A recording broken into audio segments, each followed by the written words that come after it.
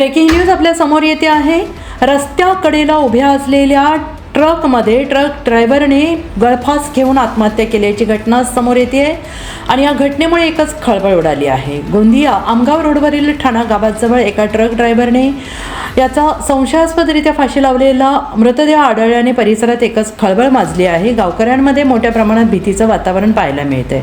मिळालेल्या माहितीनुसार मृतकाचे नाव केशव भजनोलाल उके, वय वर्ष 25, राहणार बारबती, जिल्हा शिवनी, मध्य प्रदेश असे वाहन चालकाचे नाव असून त्याच्या पायावर आणि गळ्यावर जखमा होत्या।